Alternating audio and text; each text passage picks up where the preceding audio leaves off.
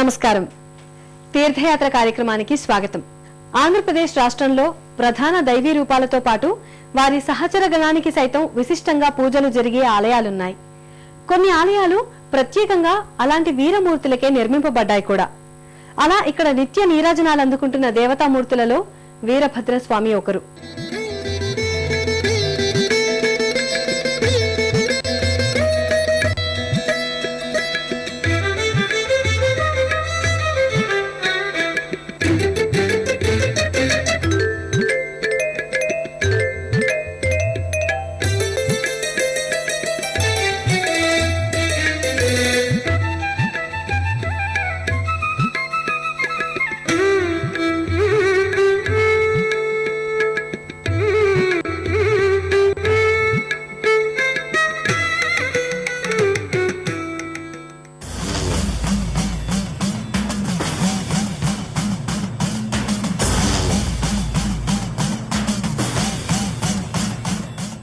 ఈ స్వామికి వెలిసిన ఆలయాలలో అత్యంత ప్రాచీనమైనది కడప జిల్లాలోని రాయచోటి భద్రకాళి సమేత శ్రీ వీరభద్రస్వామి ఆలయం.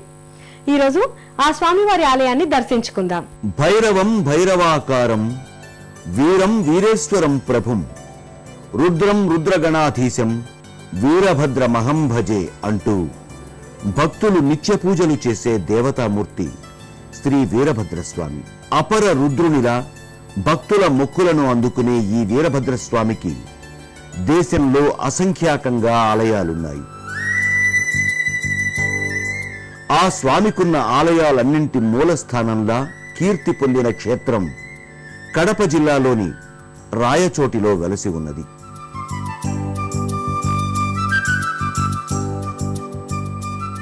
కొండ ప్రాంతంలో పచ్చని వాతావరణంలో నెలకొని ఉన్న ఈ ఆలయ దర్శనం భక్తులకు మానసిక ప్రశాంతిని చేకూరుస్తుంది.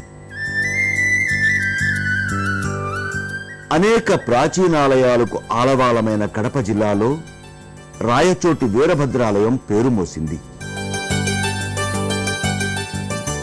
దక్షయజ్ఞ ధ్వంసానంతరం వీరభద్రుడు దేశంలోని అన్ని శైవక్షేత్రాలను సందర్శిస్తూ రాయచోటిలోని మాండవ్య నదీ తీరంలో భద్రకాళి సమేతంగా అర్చామూర్తిగా వెలసాడని స్థల పురాణం చెబుతున్నది.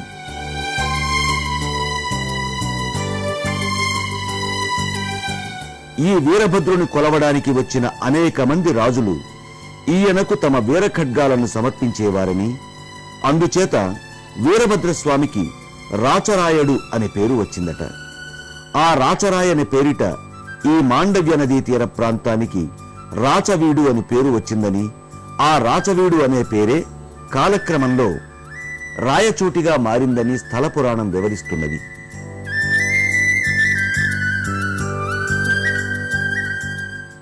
అత్యంత ప్రాచీనమైన ఈ ఆలయాన్ని క్రీస్తు శకం 8వ శతాబ్దంలోనే నిర్మించారని, కాకతీయ గణపతి దేవుడు, కృష్ణదేవరాయలు వంటి చారిత్రక ప్రభువులు ఈ స్వామివారి ఆలయ వికాసనార్థం దాన ధర్మాలు చేశారని స్థలేతిహాసం చెబుతుంది. ఈ రాయచోటిలో క్రీస్తు శకం 8వ శతాబ్దం నాటికే ఈ ఆలయంలో భద్రకాళి సమేత శ్రీ వీరభద్రస్వామి పూజలందుకునేవాడని ఆలయంలోని శిలాశాసనాల వల్ల తెలుస్తున్నది.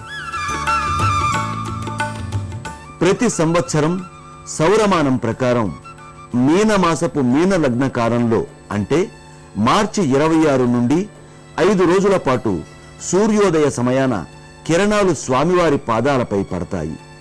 ఇది ఈ ఆలయానికి ఉన్న మరో విశిష్టత.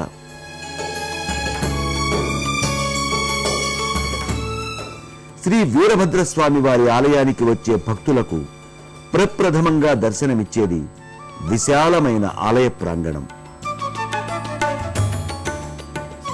అందులో మొదటగా భక్తులకు స్వామివారి గోపురం కనిపిస్తుంది.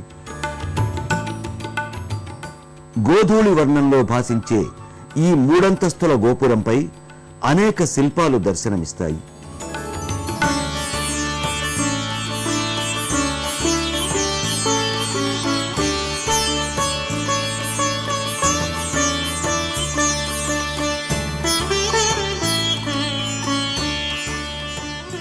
ఆగమ విధానంలో పూజలలో జరిగే అన్నబలి, పుష్పబలికి బలిపీఠం వేదికగా నిలుస్తున్నది.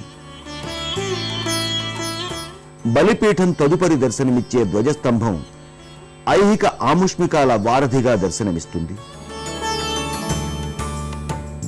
పంచలోహ కవచంతో ఊర్ధ్వముఖంగా దర్శనమిచ్చే ఈ ధ్వజ దర్శనం సకల కల్మషహరణమని భక్తులు విశ్వసిస్తారు. ధ్వజస్తంభం దాటిన భక్తులకు నంది మంటపం కనిపిస్తుంది. ఈ మంటపంలో నల్లరాతిలో చెక్కిన నందీశ్వరుని దర్శనం కలుగుతుంది. సాధారణంగా శివాలయంలో మాత్రమే కనిపించే ఈ నంది వీరభద్రుని ముందు సైతం కనిపించడం ఈ స్వామి సాక్షాత్తు శివస్వరూపమేనని చెప్పకనే చెబుతుంది. మందిర ప్రాకారంపై దక్షయజ్ఞ సన్నివేశం, పార్వతీ కళ్యాణం వంటి శివేతిహాసాన్ని వివరించే అనేక సుందర మూర్తులు, ప్రమధుల మూర్తులు దర్శనమిస్తాయి.